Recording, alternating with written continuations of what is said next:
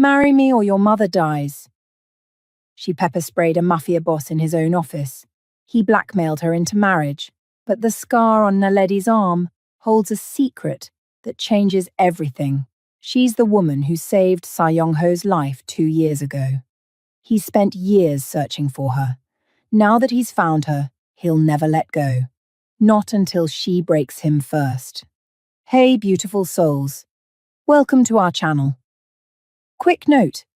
If you think forced marriage is romantic in real life, don't subscribe. But if you understand the difference between dark fiction and reality, and you love morally grey characters finding redemption, you're my people. Hit subscribe and let's dive into this chaotic love story. Naledi's blazer felt too tight as the elevator climbed to the 15th floor. Her resume carried more than qualifications, rent payments, her mother's medication, her brother's school fees. This had to work. 3 stone-faced interviewers sat behind an imposing desk. She listed 5 years of experience, 3 languages, proficiency in every software they named. Their expressions never changed. You're overqualified, the woman said flatly. We'll be in touch. Dismissed.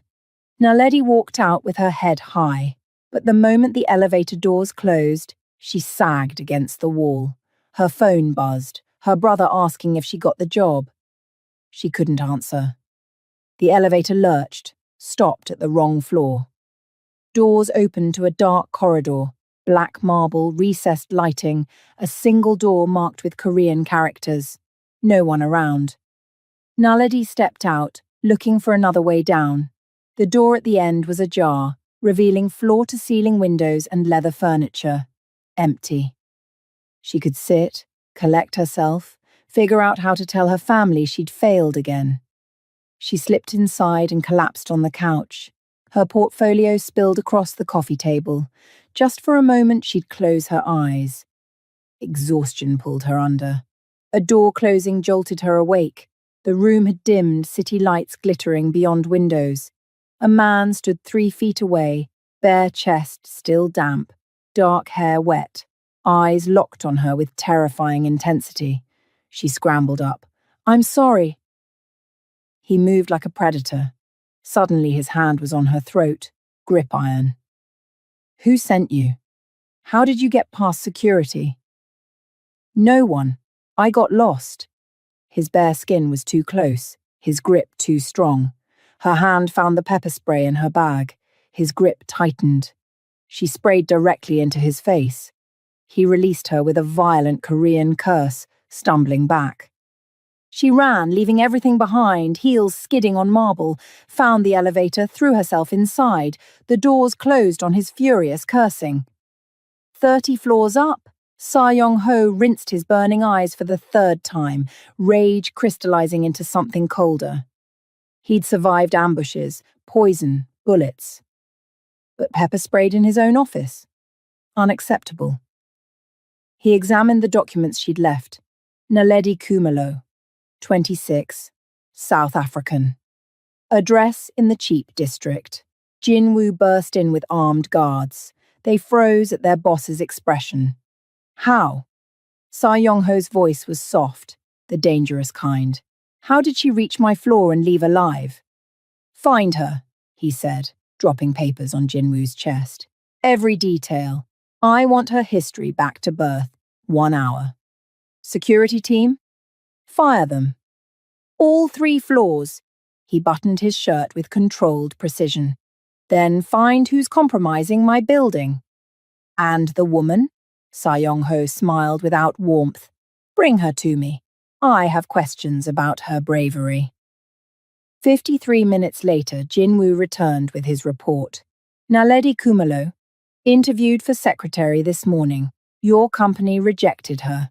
She took the wrong elevator during security shift change. He showed images. Mother's terminal without treatment. Brother in university. 3 jobs to stay afloat. Clean record. Perfect prey. Sa Young-ho studied her photo. Desperate women did anything for family. Reverse the rejection. She starts tomorrow. Bring her directly to me. You want her working here? She attacked me and ran. No one does that and walks free. His smile sharpened. Besides, she's interesting. I don't get interested often. That night, Naledi's phone rang. Unknown number. Miss Kumalo, Jinwoo Park from Cheonsa Corporation. We're offering you the position. Tomorrow 8 a.m. Salary is double with full benefits. The world tilted. What? They said, there was reconsideration. Can we expect you? Every instinct screamed trap. But her mother needed medication, her brother's tuition was due, and she was so tired of choosing which crisis to ignore. Yes, I'll be there. The next morning, reception directed her to the 30th floor. Her stomach dropped. His floor. Jinwoo waited at the elevator, sharp and threatening. He led her down the black marble corridor to where Sa Young-ho sat, backlit by windows, tracking her like prey. Sit. She obeyed, spine straight despite her fear. You're brave, or stupid. I haven't decided which. I needed a job, not whatever this is. This is me deciding whether you leave employed or in pieces. He smiled coldly. I don't appreciate being attacked. I don't appreciate strange men grabbing me. The temperature dropped. Jinwoo's hand moved toward his jacket. Sa Young-ho raised one finger and Jinwoo froze. You have fire. Most people grovel. He circled closer. You work for me now. As my personal assistant, you go where I go. Do exactly what I say. And if I refuse? He leaned down, caging her in.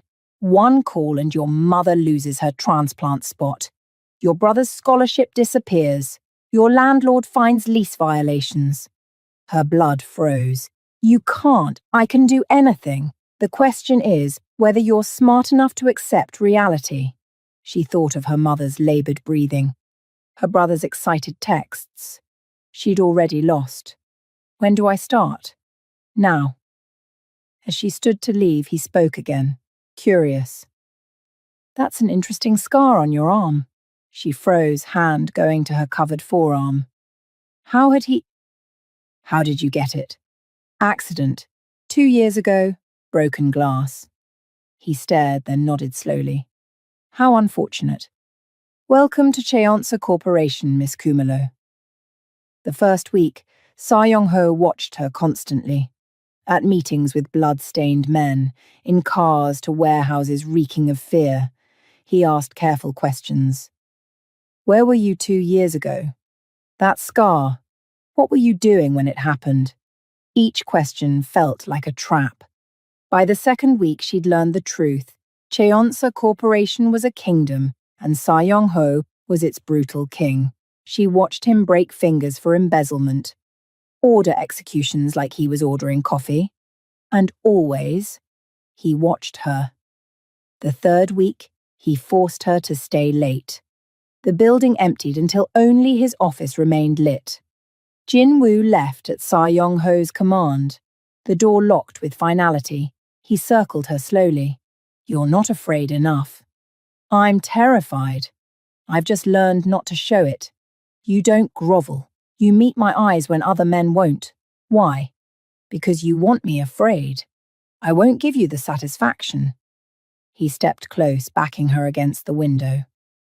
What do you want from me? Everything. The word hung like a threat. Come to my penthouse tomorrow night, 8 p.m. And if I refuse, you won't.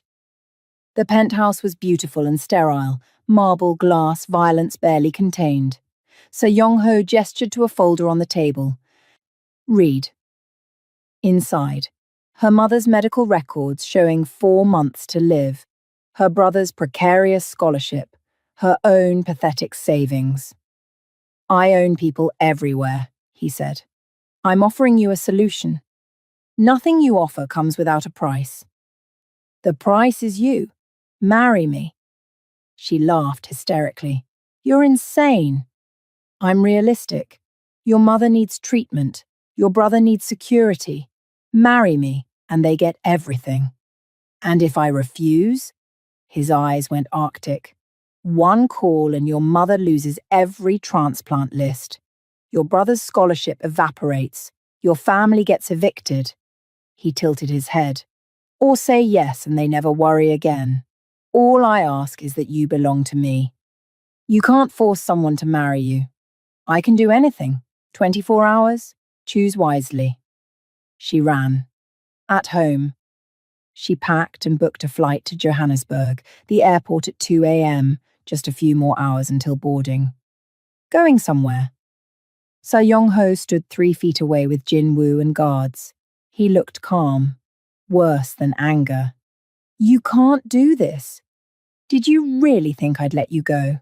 I've been hunting you for 2 years. Her blood froze. What? 2 years ago. An alley. 4 men with weapons. His eyes locked on hers. And a woman who helped a dying stranger. The scar on your arm. You got it pulling me out, didn't you? If she admitted it, he'd never let go. No. Broken glass. I was nowhere near. I've been searching 2 years. I know it was you. Then you're wrong. I never saw you before 3 weeks ago. Something cracked in his certainty. Then his jaw tightened. Maybe. But it doesn't matter. You're still mine. Take her home. Airport security backed away when Jin-woo flashed something. No one was coming to save her. 3 days later, a civil ceremony. No guests. A judge who took money and asked no questions.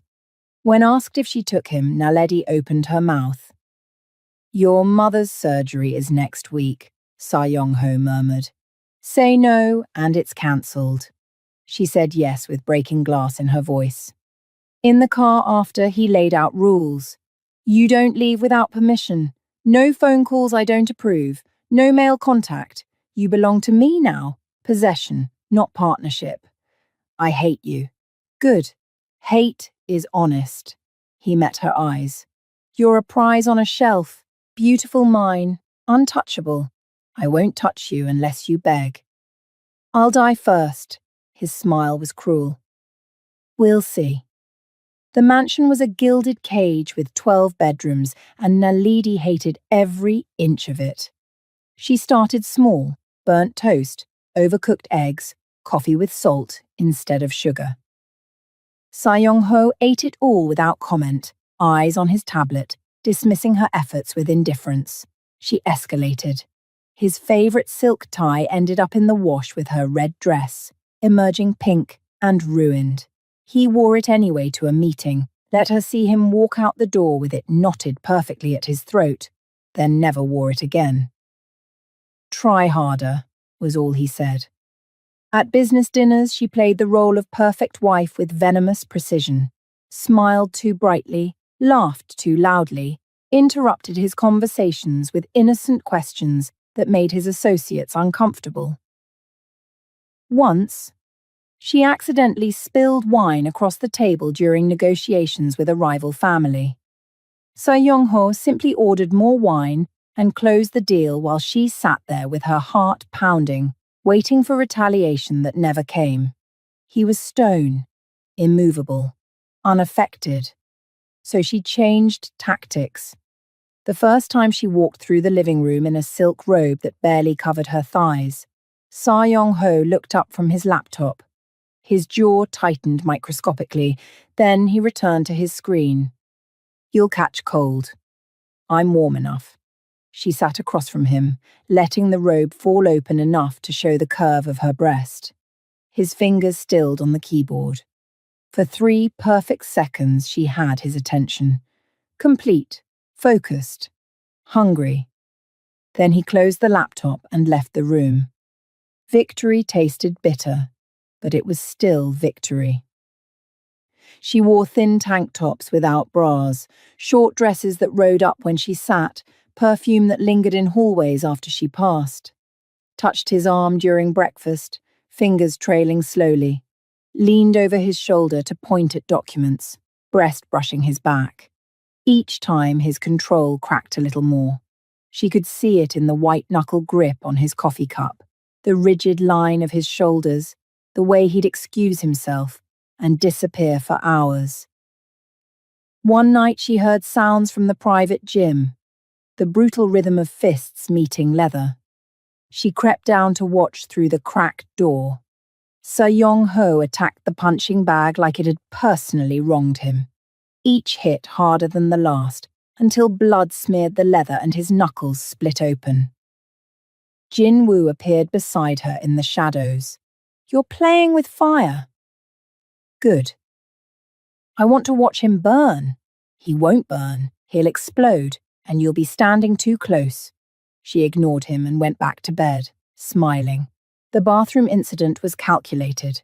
She waited until she heard him in his adjoining bedroom, then stepped out of the shower just as his door opened.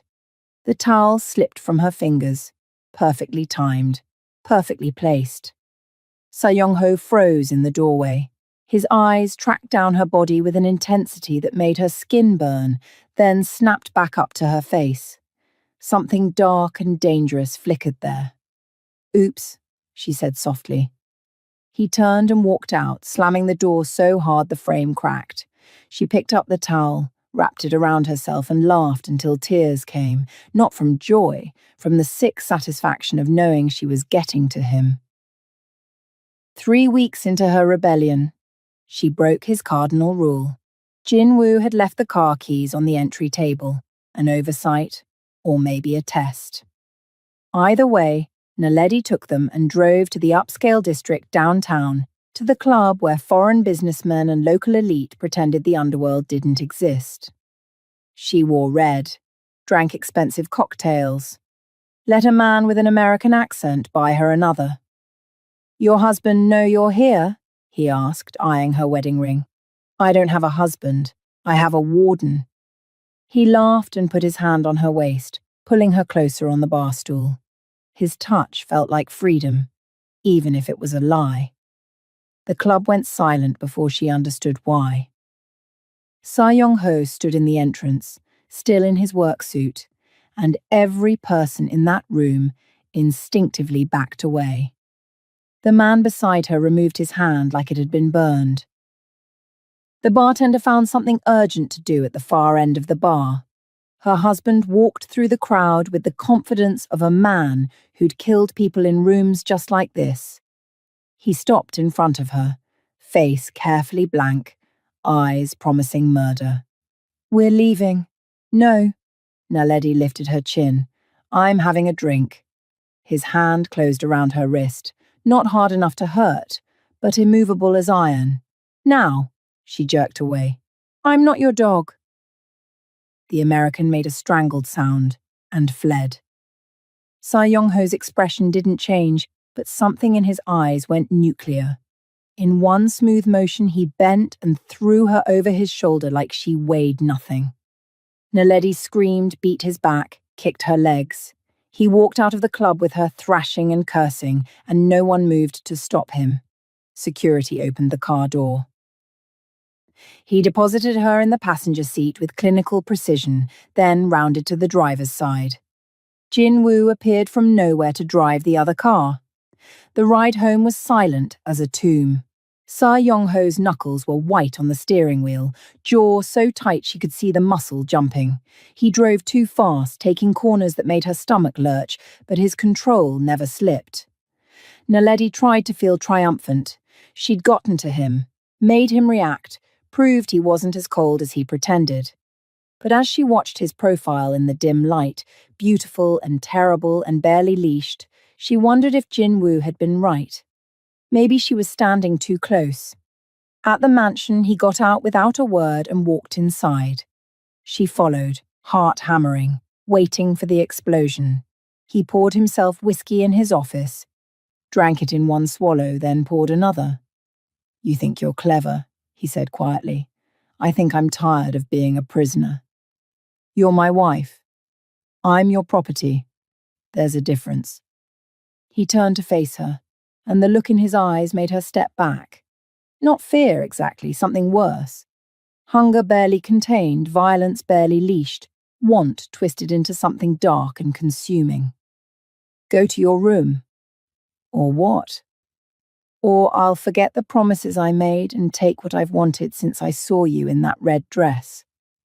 He set down his glass with careful precision. And you'll let me, because part of you wants to see how far I'll go. Part of you wants to push until I break. The truth of it hit her like a slap. She did want to see him break, wanted to crack that control and find something human underneath. But maybe there was nothing human left. She went to her room and locked the door, ignoring the fact that locks meant nothing to a man like him. That night, she heard him in the gym again, the relentless rhythm of destruction, the sound of a man at war with himself. And she fell asleep smiling, because at least she'd made him feel something, even if it was only rage. 2 nights after the club, Naledi decided to destroy him completely. She waited until the mansion settled into silence, until she heard Sa-Young-ho's door close down the hall. Then she locked her bedroom door, turned off the lights, and let her hand slide beneath the sheets. She started soft, a sigh barely audible, then louder. His name fell from her lips like a prayer and a curse, each moan deliberate. Calculated to carry through the walls she knew were thinner than they looked. Young-ho. In the hallway, Sa-Young-ho stopped mid-step. His hand tightened on the glass of water until it cracked. He set it down carefully on the hall table and approached her door like a man walking toward his own execution. Her voice rose, breathy and wanting. "Oh God, Young-ho." He pressed his forehead against the wood, breathing ragged, fists clenched so tight his nails cut crescents into his palms. Every sound she made was a knife twisting deeper, every moan unraveling the iron control he'd maintained for weeks. His hand reached for the doorknob, stopped, reached again. Okay, pause for a second. If you're sitting there grinning because Naledi just weaponized her own desire to make this man lose his mind, you get it. She's trapped, powerless, but she's finding ways to take back control. And honestly, that's the energy we need. If you're Team Naledi and you're here watching her flip the script on this Mafia Boss, hit that subscribe button right now. Only Team Naledi gets to subscribe. If you're rooting for her to break him piece by piece, you belong here. All right, let's get back to it because this man is about to lose it.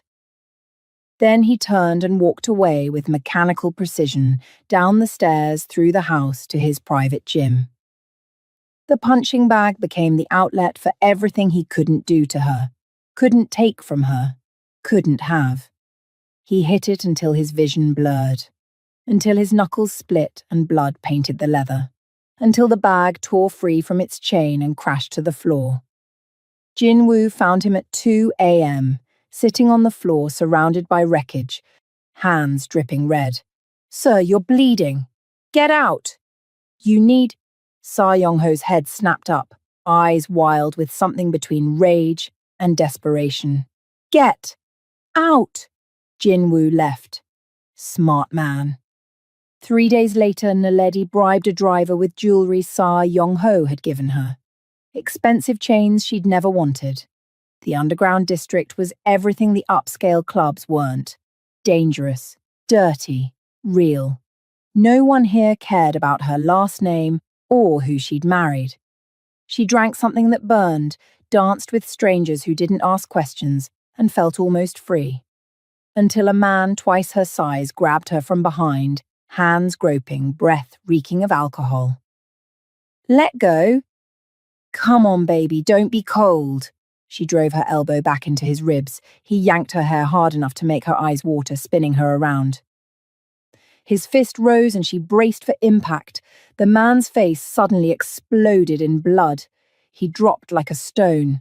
Sa-Young-ho stood over him, chest heaving, expression beyond rage, pure lethal violence barely leashed. His eyes were black holes, empty of everything except the need to destroy. He grabbed Naledi's wrist and dragged her through the club. People scattered like roaches from light, pressing against walls, fleeing to exits. Someone tried to intervene, one of the bouncers, huge and scarred. Sa-Young-ho looked at him. just looked. The man backed away with his hands raised. Outside, he shoved her into his car with enough force to bruise. Jin-woo was already behind the wheel, face carefully blank. The drive home was silent except for Sa Young-ho's breathing, harsh, uneven, like a man on the edge of losing control completely. At the mansion, he dragged her inside and slammed the door so hard the hinges screamed. Then he rounded on her with death in his eyes. "I should kill you," Naledi laughed, wild, reckless. "Do it then, coward. End this. Pull the trigger or strangle me or whatever you monsters do. At least it would be over." She turned to walk away. His hand shot out and yanked her back, spinning her to face him. She didn't think, just reacted, slapping him hard enough to snap his head sideways. Blood welled from his split lip. For one heartbeat, they stared at each other. Then he moved. He slammed her against the wall and kissed her like he was trying to devour her whole, violent, desperate, all the control he'd hoarded for weeks shattering in an instant. She kissed back with equal fury, biting his already split lip, tasting his blood.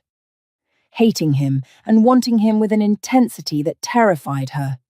His hands were everywhere, her hair, her waist, her thighs, claiming and consuming. She clawed at his shirt, buttons scattering, needing to hurt him as much as she needed this. For seconds or hours they were nothing but hunger and rage and want, twisted into something combustible.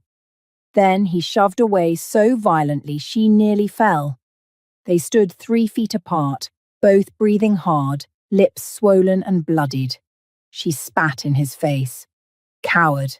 He wiped the saliva away slowly, eyes locked on hers, then turned and walked up the stairs without a word. Naledi slid down the wall to the floor, trembling so hard her teeth chattered, unsure if she'd won or lost, or if the distinction even mattered anymore. A week later, Jin-woo entered Sa Young-ho's office with a tablet and an expression that meant everything was about to change. "Sir, you need to see this." The footage was grainy, black and white, dated 2 years ago. An alley behind Cheonsa Corporation's building. 4 men with weapons surrounding a 5th, Sa Young-ho, younger, bloodied, going down hard. Then a woman ran into frame. Small, dark-skinned, wearing a coat too big for her.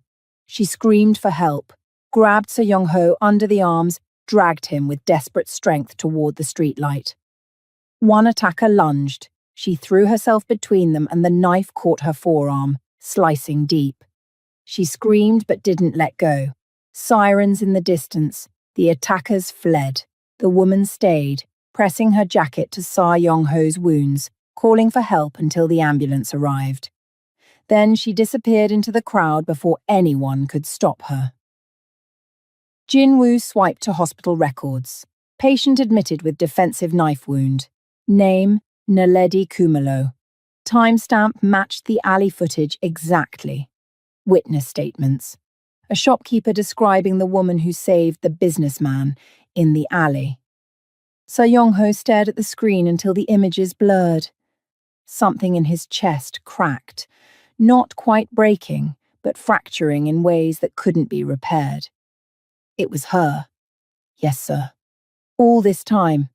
He looked up, eyes raw. Find her. Bring her to my office. Now.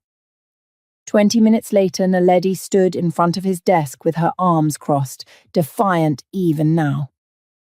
Sa Young-ho laid out each piece of evidence like a prosecutor presenting an ironclad case. You saved my life. You knew. Why hide it? She'd known this confrontation was coming eventually. Because I saw your obsession. I thought if you knew, you'd never let me go. You thought I married you out of gratitude, didn't you? Long silence. Then his mask cracked, and something human showed through, raw and painful, and true.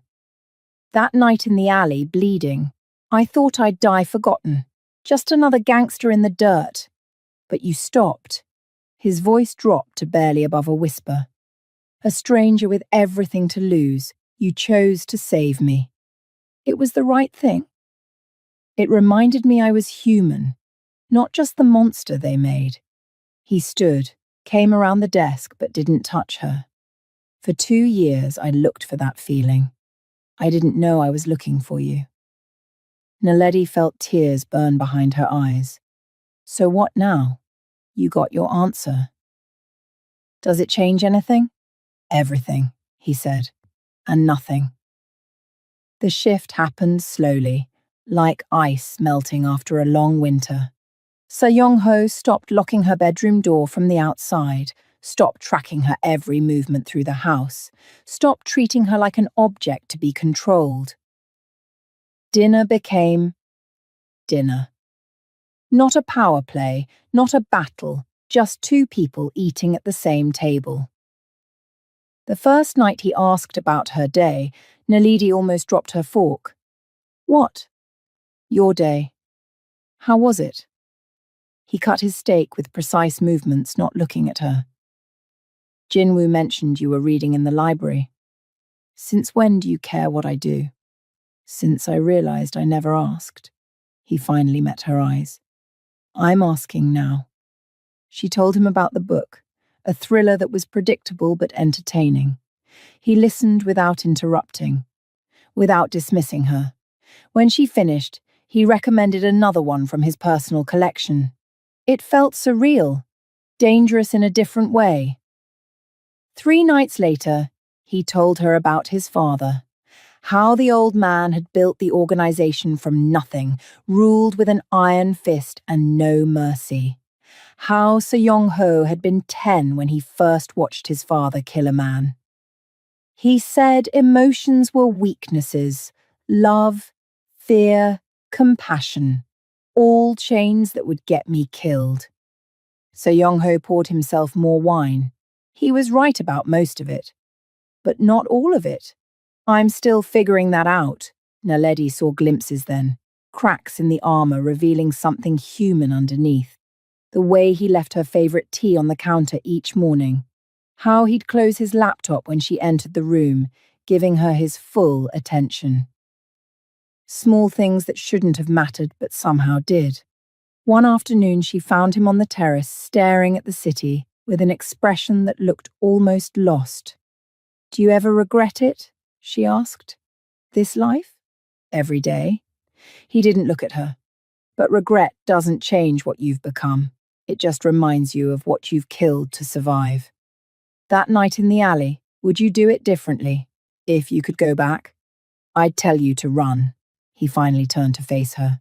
I'd tell you saving me was the worst decision you ever made. Maybe it was.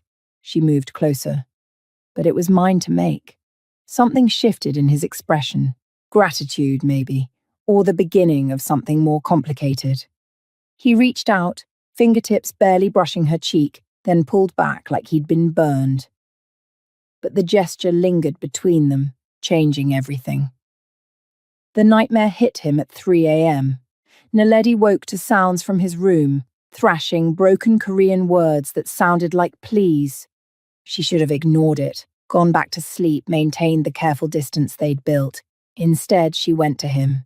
His door was unlocked. He lay tangled in sheets, body rigid with terror, fighting invisible demons. Sweat soaked his hair, and in sleep stripped of control, he looked young and scared and heartbreakingly human.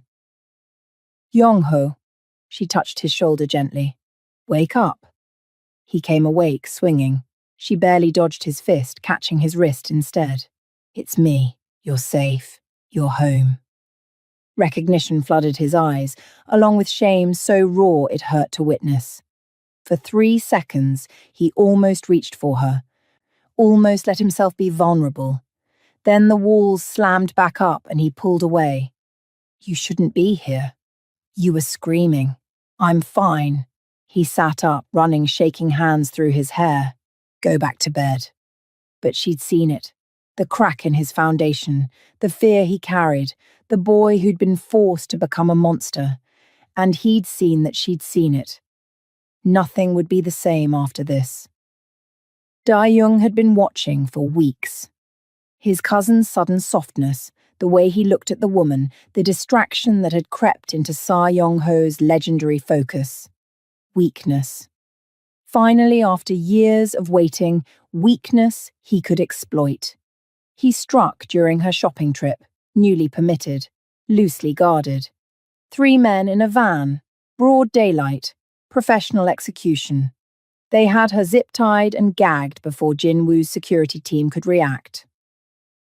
The call came through while Sa Yong-ho was in a meeting with the Korean syndicate heads. Jin-woo interrupted, unthinkable breach of protocol, and showed him the phone. A photo. Naledi bound to a chair, blood trickling from her temple, eyes defiant even in captivity. Every man in that room watched Sa Yong-ho's expression transform from calm negotiator to something primordial and lethal.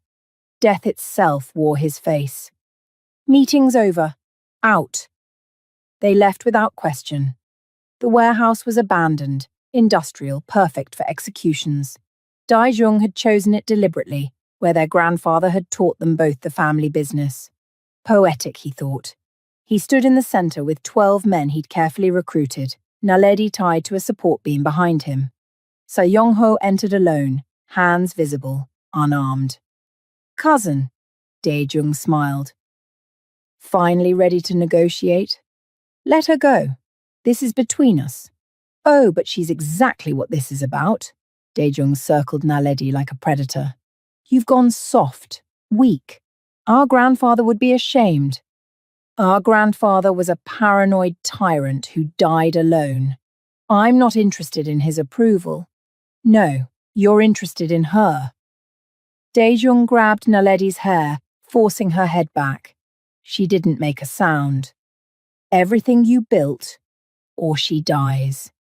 You have 10 seconds to decide. Sa Yong-ho's expression didn't change. You're forgetting something. What's that? I ordered the hit 2 years ago. Daejung's smile widened. The one in the alley. Should have finished you then. But you always were hard to kill. Sa Yong-ho smiled, cold, terrible. You just confessed in front of 12 men loyal to me. Daejung's smile faltered. He looked at his associates, saw them stepping back, saw weapons turning in his direction. No, you're bluffing. Every man in this room has been mine for months. You really thought I didn't know about your little coup? Sa Yong-ho's voice dropped to lethal softness. I've been waiting for you to make your move. The violence was brutal and efficient. Daejung's men restrained him as he screamed, begged, offered everything. Sa Yong-ho walked past them all to Naledi, producing a knife to cut her bonds. Close your eyes, he murmured. No. She held his gaze. Whatever you're going to do, I want to see it. He studied her face, then nodded slowly. Respect, maybe. Or something darker. He turned to Daejung and pulled his gun. You tried to kill me twice. Once in that alley. Once by taking her. He chambered around. Third time's the charm. The shot echoed through the warehouse. Daejung crumpled. Sa Yong-ho returned to Naledi, holstering his weapon, hands covered in his cousin's blood. He untied her completely, checked her head wound with surprising gentleness. Can you walk? Yes. He helped her up anyway, arm around her waist, supporting her weight. As they walked past Daejung's body, past the men who'd witnessed their boss execute family without hesitation, Naledi understood exactly what kind of monster she'd married, and couldn't find it in herself to look away. The mansion doctor treated Naledi's head wound in silence, stealing nervous glances at Sa Yong-ho, who stood by the window with blood still drying on his shirt cuffs. Dawn broke over the city in shades of gold and pink, beautiful and indifferent to the violence that had stained the night. When the doctor left, they sat across from each other at the dining table, the same table where they'd shared careful conversations and tentative truces. Now it felt like a courtroom. I can't keep doing this, Sa Yong-ho said finally. Naledi's head throbbed. Keep doing what? Pretending ownership is love, Pretending I saved you when I've been the cage. He slid a manila folder across the polished wood. Open it. Inside were divorce papers, already signed on his line. Her hands trembled as she read the terms. Clean separation. No contest. Financial security that made her dizzy. Her mother's treatment funded permanently. A trust account in her name worth more than she could spend in 3 lifetimes. What is this? Freedom. He wouldn't meet her eyes. Your mother's treatment continues regardless. Trust account is yours no matter what. You can leave today. Now. I won't stop you. You're letting me go? I'm giving you what I should have from the start. A choice. His voice was hollow, scraped raw. No threats, no ultimatums. Just a choice that's actually yours. Naledi stared at him, this man who terrorized her, owned her, killed for her. Is that what you want? Long pause. His jaw worked like he was chewing glass. When he finally spoke, the words came out broken and true. No, but I've taken too many choices from you already. This one has to be yours. She looked down at the papers. Her freedom. Signed and sealed. Everything she'd wanted since the moment he'd forced her into that civil ceremony.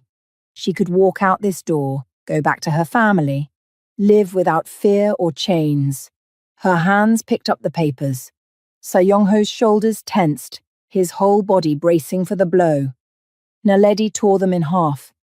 His head snapped up, eyes wide with something between hope and disbelief. I should walk away, she said quietly. You've terrorized me, blackmailed me, caged me like an animal. You should, he agreed. But that night 2 years ago, I saw someone worth saving. I chose to believe that person existed. She stood, pieces of the contract falling to the floor. Maybe I was wrong. Maybe I'm choosing wrong again. She walked around the table to stand in front of him. He remained seated, looking up at her with an expression so vulnerable it hurt. But I choose to stay. Not as your possession, not as your prize. She held out her hand. As your equal, your partner. Or nothing at all. He stood slowly like he was afraid sudden movement might shatter the moment. His hands came up to cup her face, shaking, reverent, stained with his cousin's blood, but impossibly gentle. Equal. Partner. Anything you want. His voice cracked. Everything you want. She kissed him. Not the violent collision of their first kiss, not the desperate hunger of their second, but something new. A promise, a beginning, a choice made freely on both sides. When they broke apart, the sun had fully risen, painting the room in new light. 6 months later, Naledi stood in the Cheonsa Corporation boardroom, presenting quarterly projections to men who'd once terrified her. She'd earned her position, Director of International Relations, through competence, not nepotism. They respected her now. Some even liked her. So Young-ho sat at the head of the table, listening with the focused intensity he gave everything. But when she made a joke about their competitor's failed merger, she caught the ghost of a smile on his lips. After the meeting, Jin Woo approached with news. The Cheongpa family accepted our peace terms. No more territorial disputes. So Young-ho nodded. Good. Schedule the signing for next week. Piece by piece, he was building something legitimate from the ashes of his father's violent empire. It would take years, maybe decades, but he was trying. They both were. Naledi's mother had received her transplant 3 months ago and was thriving. Her brother had graduated with honors. Her family had security, safety, peace. And she had this, whatever this was becoming. The charity gala that evening glittered with Seoul's elite, politicians, businessmen, socialites who pretended not to know where half the money in the room came from. Naledi wore midnight blue silk that made Young-ho's eyes darken when he'd first seen her. They navigated the crowd together, his hand at the small of her back, protective, not possessive. A subtle but crucial difference. A journalist approached, young and eager. Mr. Sa, Mrs. Sa, how did you two meet? Your love story must be fascinating. They exchanged a look. Naledi saw the ghost of everything they'd survived in his eyes. The pepper spray, the forced marriage, the battles, and the breaking points. Then his lips quirked in that rare, genuine smile. I interviewed poorly, she said. I hired her anyway, he added. The journalist laughed, charmed. Best decision you ever made? Sa-Young-ho looked at Naledi, really looked at her, with an openness that would have been impossible 6 months ago. When he spoke, his voice carried nothing but truth, the only one that mattered. Later, on their terrace overlooking the city, Naledi stood at the railing with champagne warming in her hand. Sa-Young-ho joined her, close but not crowding, learning the dance of partnership after years of dominance. Do you regret it? She asked. Letting me choose? Every day. He took her hand, threading their fingers together. And not at all. She laughed, leaning into him. Below, the city sprawled in infinite lights, millions of people living their small, ordinary lives, unaware of the extraordinary violence and improbable love story unfolding above them. What happens now? She asked. Now? He pressed a kiss to her temple. We figure it out. Together. Together, she repeated, tasting the word, finding it fit. They stood there as night deepened, two people who'd found each other in blood and darkness, choosing each moment to stay. It wasn't the love story anyone would write, wasn't gentle or easy or pure, but it was theirs. And that was enough. Thank you for reading this Afro-Korean mafia romance. If you enjoyed Naledi and Sa-Young-ho's intense journey from forced possession to genuine partnership, please like this video, subscribe to the channel, and hit the notification bell for more dark romance stories. Drop a comment below. Would you have torn up those divorce papers? Or would you have walked away? Let me know what you think. Until then, remember, the best love stories aren't about perfection. They're about choice.